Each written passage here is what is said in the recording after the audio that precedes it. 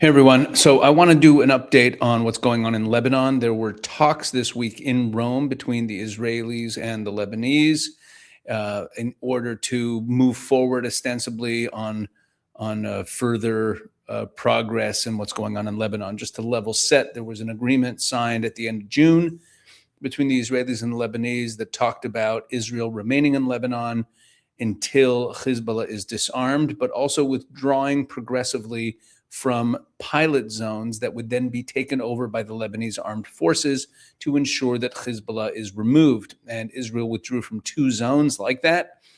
And now we're in this second stage of talks. And they're kind of going the way you'd expect them to go if you follow these things. So let's take a look at some of what's going on there. We'll see how things went.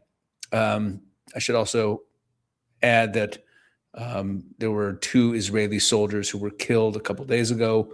And that is, that's something that Israel is responding to in force right now. We're going to see some of that covered in these stories. Israel steps up attacks on Hezbollah, clouding talks with Lebanon. Strikes complicate diplomatic efforts aimed at disarming the Iran-backed militias. This is from the Wall Street Journal.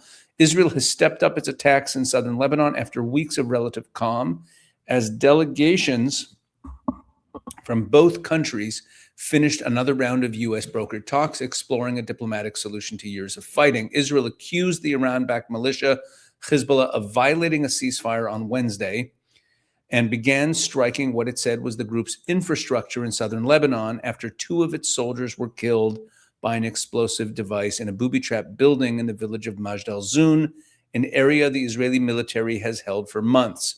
Among the targets, the Israeli military said, were a Hezbollah command center and weapon storage facilities. U.S., Israeli, and Lebanese officials are also pushing ahead with a plan to train and vet elite units of Lebanese military to work toward disarming Hezbollah as Israel withdraws. Okay, I could read that sentence again, and it still won't make any sense. It says here that U.S., Israeli, and Lebanese officials are pushing ahead with a plan to train and vet elite units of the Lebanese military to work towards disarming Hezbollah as Israel withdraws. Now, why do I say it doesn't make sense? It makes sense that they're pushing ahead to do this. The question about whether Hezbollah ever gets disarmed is whether or not the Lebanese people have any will to fight for their country. And I say to fight for their country.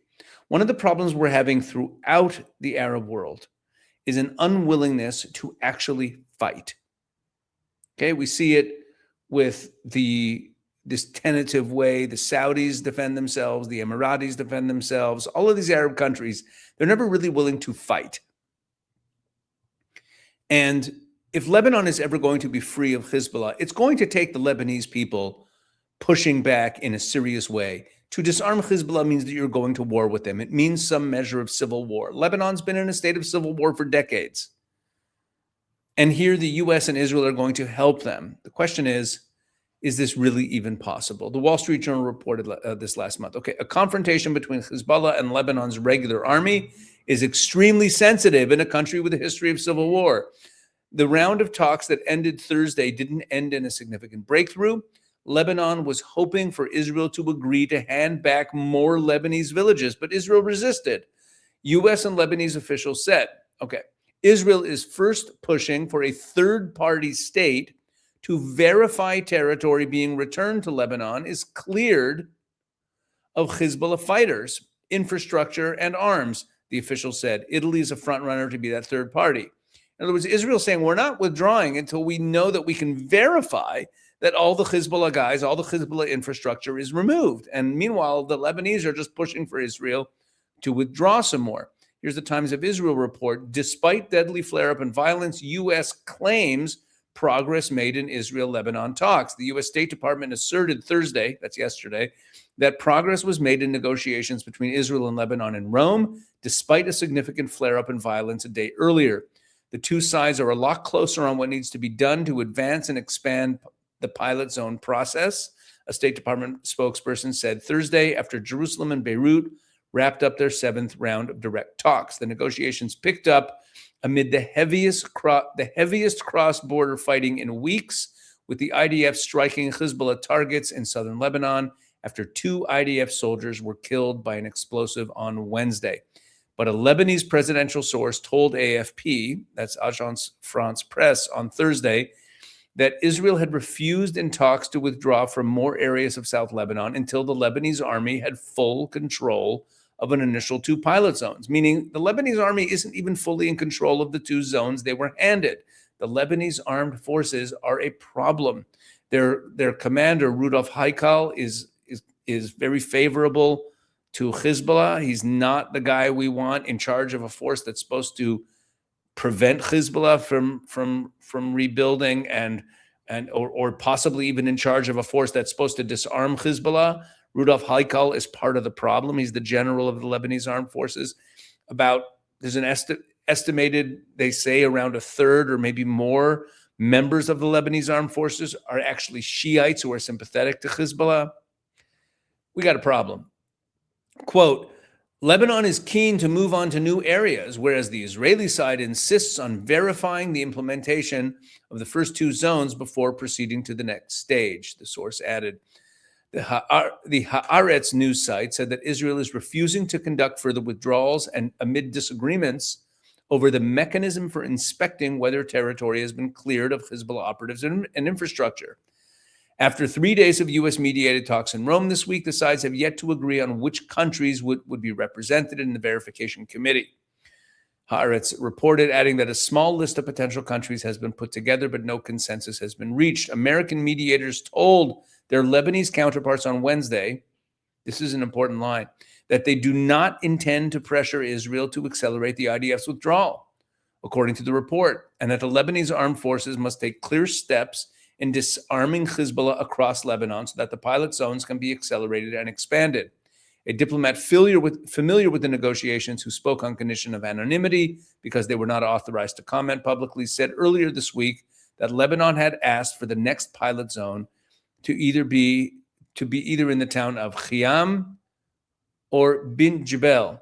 Both areas saw heavy fighting in the latest Israel-Hezbollah war and are currently occupied by Israeli forces.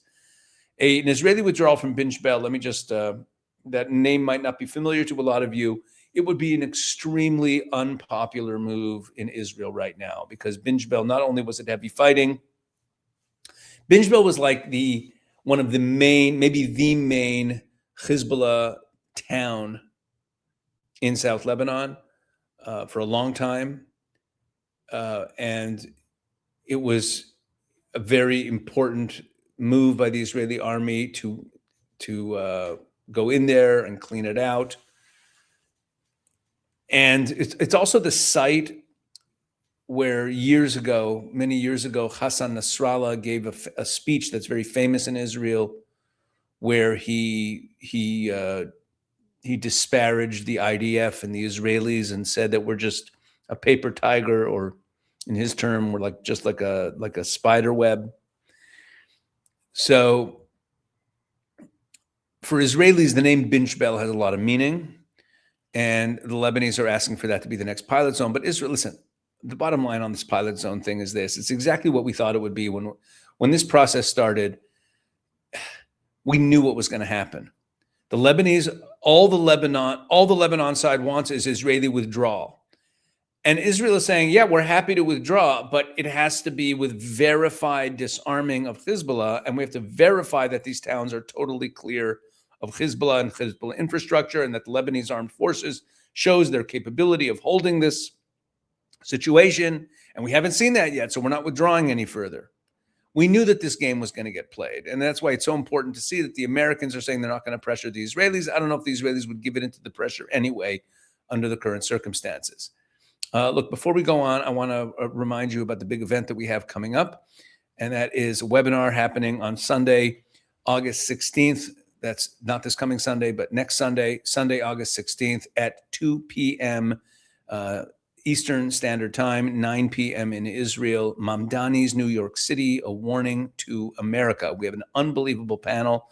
Former mayor of New York, Rudy Giuliani, and PragerU writer and analyst Shabbos Kestenbaum, the author, the very prolific author, Robert Spencer, who's also the founder of Jihad Watch, and Rabbi Daniel Schoenbach of RabbiForAmerica.com, who is one of the leaders of the grassroots fight right now against Mamdani. He's become an important leader in the Jewish community in the New York area.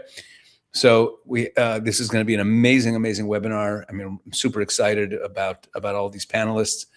Sunday, August 16th. You can sign up for it in the link in the description of this video, or you can go to Israel365.com/Mamdani, or you could click the QR code that is on your screen. And if you can't make the time of the webinar, you should still register if you want to watch it, because if you register for the webinar, as soon as it's done, you will get an email with a link to be able to watch the full webinar at your convenience. So make sure, if you want to watch the webinar, whether you can make it or not, make sure that you are registered. You don't want to miss it. Okay.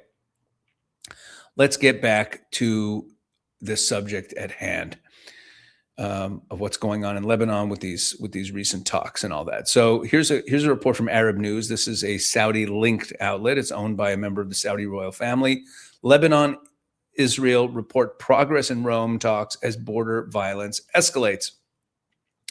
Lebanon and Israel made progress in the 7th round of U.S.-sponsored direct negotiations in Rome on Wednesday, Lebanese sources told Al Arabiya, although the session ended earlier than planned amid conflicting accounts over why the talks were temporarily suspended. This is interesting. Lebanese sources told Al Arabiya that Wednesday's discussions advanced across political, military, and border-related issues, with the most significant progress made on the border file after talks covering the 1949 armistice line, the 2000 blue line, and the situation on the ground in southern Lebanon. The 1949 armistice line was the ceasefire line established after the first Arab-Israeli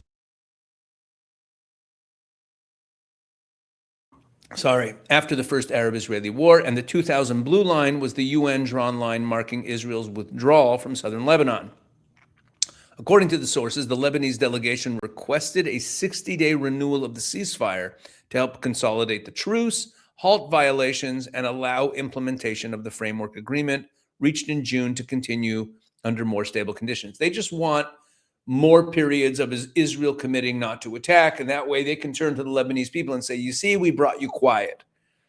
The sources also said discussions advanced on legal and border references, and that participants sorted proposals concerning a third party that would oversee the verification and monitoring mechanism for implementing the agreement, paving the way for further talks. However, accounts differed over why Wednesday's session ended around 3 hours before its scheduled conclusion. A diplomatic source familiar with the talks told Al Arabiya that Yechiel Leiter, the Israeli delegation head and ambassador to Washington, requested the session end early, citing what he described as repeated misleading leaks by the Lebanese side. Agence France-Presse, citing a source from the Israeli negotiating team, similarly reported that Israel had asked U.S. mediators to end the session early, with Leiter criticizing what he called repeated and defamatory leaks from the Lebanese delegation. Wow. So Ambassador Leiter is none too happy that the Lebanese were putting out all sorts of defamatory leaks against Israel. This has been the problem with the whole Lebanon thing. We know that the Lebanese government wants to get rid of Hezbollah and wants their sovereignty back. We know that.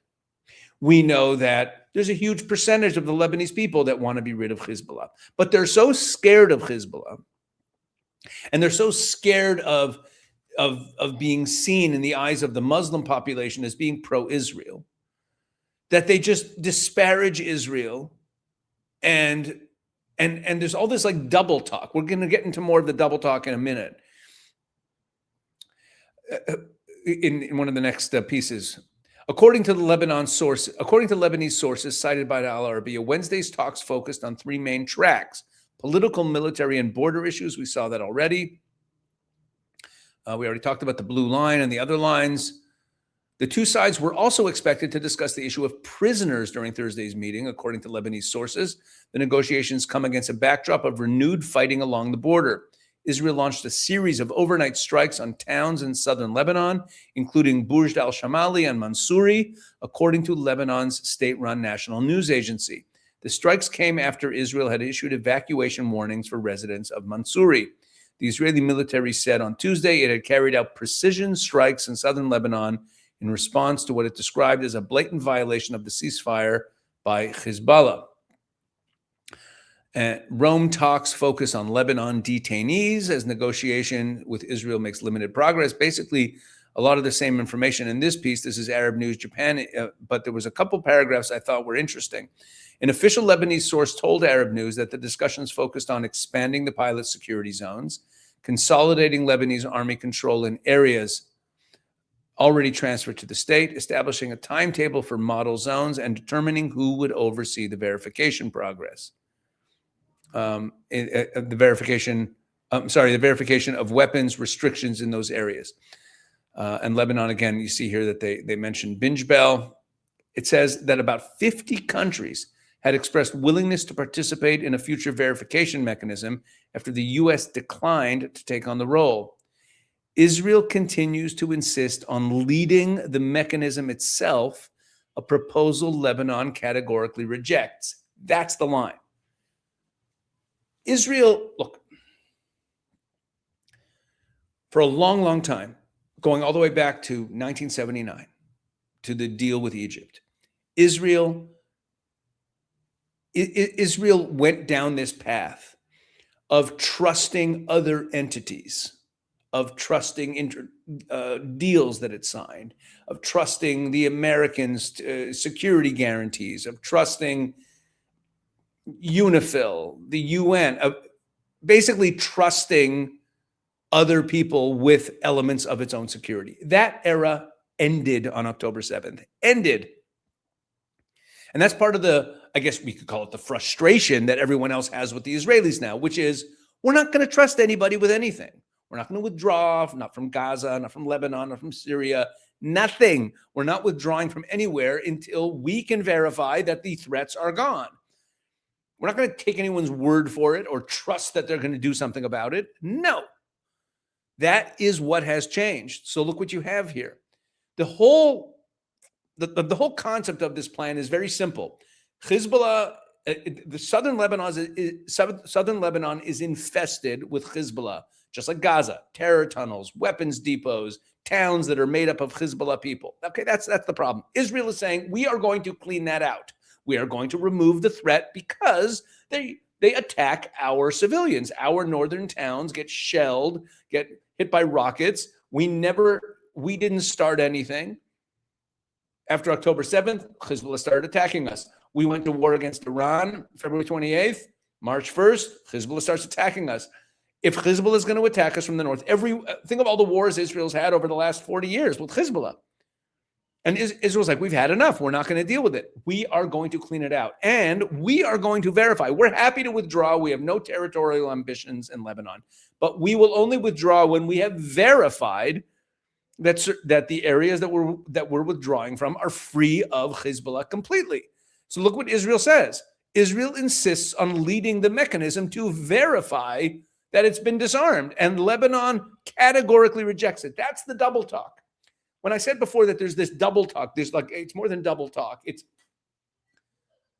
the Lebanese say that they want to be rid of Hezbollah, but they don't act like it. Israel wants to verify that Hezbollah is gone. The source said no breakthrough had been achieved on the pilot zones, adding that Beirut intends to propose Zatar al-Sharqiya after completing arrangements for Zatar al-Garbiya. Okay, fine. Israeli strikes continued overnight and throughout Thursday, targeting Mansouri, Burj al-Shamali, Majd al-Zun, nearby valleys on the outskirts of Hadatha. Lebanese army units and rescue teams later entered Burj al-Shamali to assess the damage, while Lebanon's health ministry said 8 people had been wounded. Okay, and in terms of who's going to fill out this international verification, Israel, Lebanon, U.S. way, who will verify Hezbollah disarmament?